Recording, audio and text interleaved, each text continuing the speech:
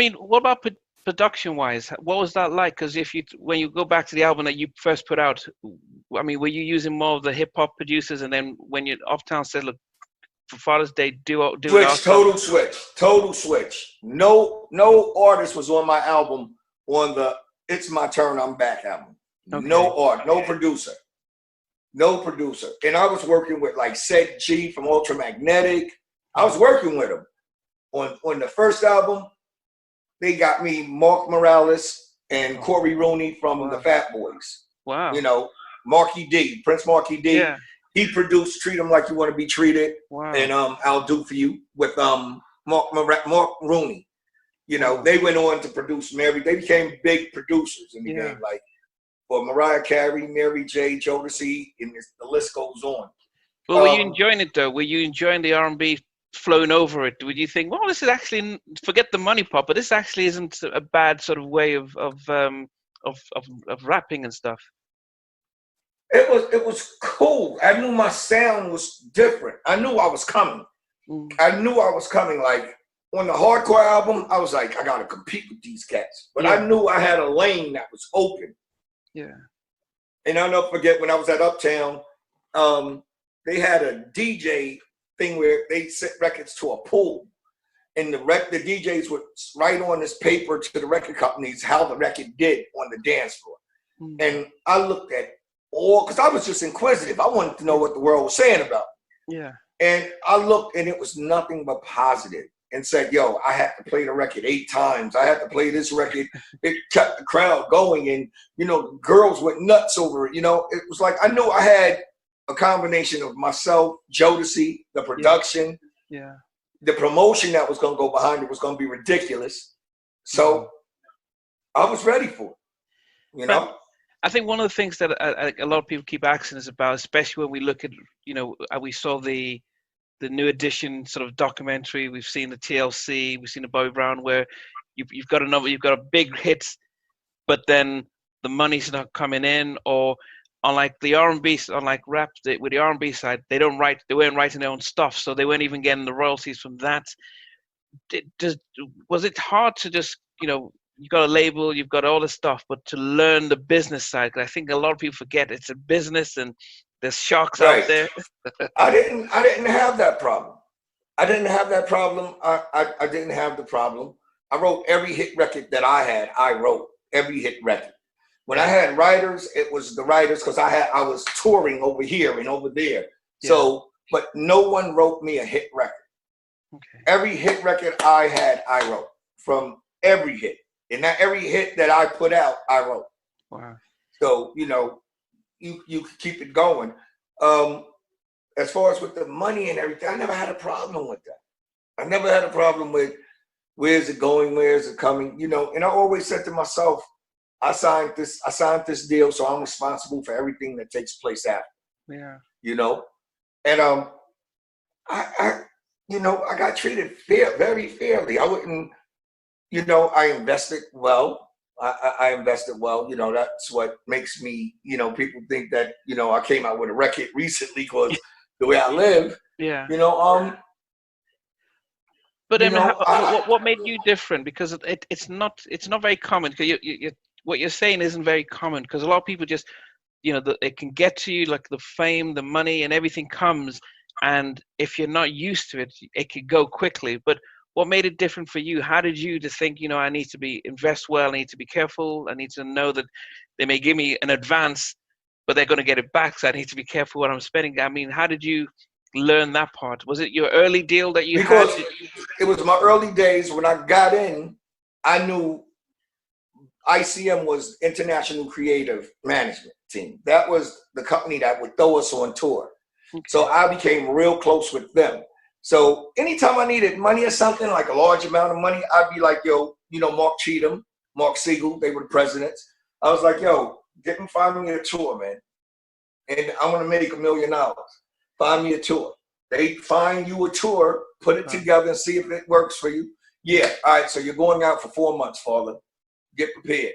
So I already knew I was coming with it. And then what I do is I take a loan from them. So it would be guaranteed money because they got half of the money in. We got to pick the other half up on the road.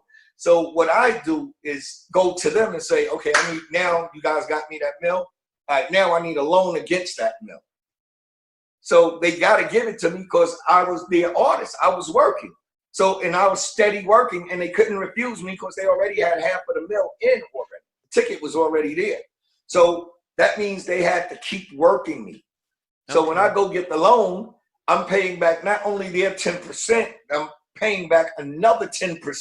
So now it's 20% because they're getting off of that loan until it's paid back.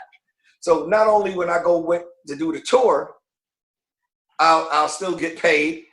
When I come home, they still gonna work me because until that tab is paid off. Yeah. And a lot of people didn't know there was ways to get around stuff and do stuff. You never had to, you know, I see all these TV shows where, you know, I'm broke, and you gotta understand one thing, man.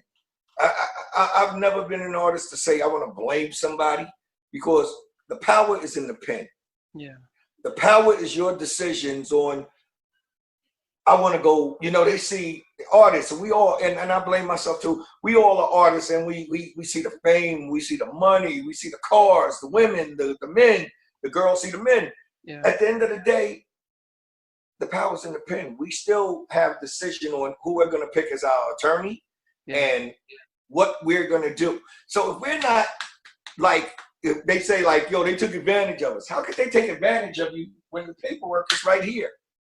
And you paid this guy to look over your stuff.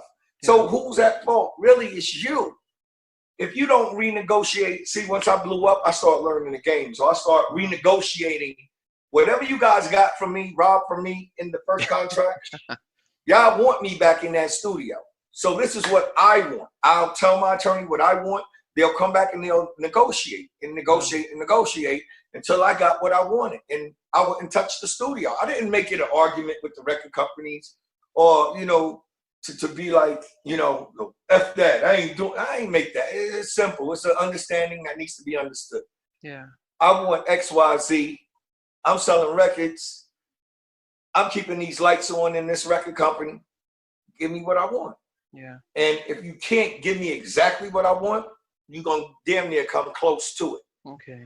And it made sense, you know? And then I think that's, yeah, I mean, and what you're saying is what I guess a lot of artists sort of didn't really go into. They go in and see their music videos, they're on tour, and they just forget the business side and not write their own stuff. Like you said, I did look through and I saw that your big hits, that you were the main writer and stuff like that. So it's, you know, I had, and it's your team. It's your team. I had Steve Lucas was part of the management. I had Frank DeLeo, who were Michael Jackson's manager. Wow. Yeah, he was my manager. With a cigar, right?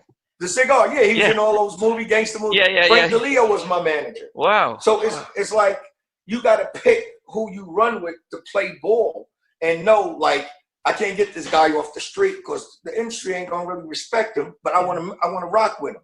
So I got to get somebody that they know and respect. Michael Jackson's manager came to me. I never went out looking for them. Wow. So it was a difference. And when they came looking for me, I was hands up like, yo, yeah. I told my manager, play ball, let's go. Wow. And it opened up more doors for me on a different level. Yeah. And when I say, you know, I already sold pop. So they already took me pop. MCA took me pop. But getting with Frank DeLeo, Michael Jackson's manager, took me over here. Wow. Like, I was already here with MCA. Uptown, I was here, like, going good. I thought I was the best. MCA, when I crossed over to go pop, it went here. I was like, okay. When I got with Frank DeLeo and Michael Jackson's manager, it went like the world. Like, how did you keep grounded in the midst of all this stuff? What was the stuff that grounded you so you didn't sort of go over the top and think, you know, the world is mine? God. So, okay. God. You can't lose, man, when you got him on your side and you really have faith and you believe in him. You know, I'm not a preacher. I'm not trying to preach to everybody and all of that. Yeah. But when you on that tour bus and you going through them cities and them states, and, you know, it's you and your crew. The only thing and when they all sleep, the only person up is God and the tour bus driver. And I used to sit back and I used to see the signs going through like Mississippi in the nighttime. Wow. KKK. I used to say, and I didn't think that existed. I was like, oh shit, please do not break down right here. You know what I'm saying? I was like, but it was talking to God, man, and knowing, you know, I had my mother in my ear because I'd always call her. Yeah. You know, I was expecting a kid at that time. On my first album, I was expecting my first daughter, Brittany. So it was like everything was a new experience. Becoming a father, becoming a platinum artist, a worldwide international star. It was everything. It was crazy. Yeah. You know, they're doing a movie about us right now, Yeah, right? no, you know what? I can't wait. Yeah, I can't. Yeah, I definitely can't wait to see all that.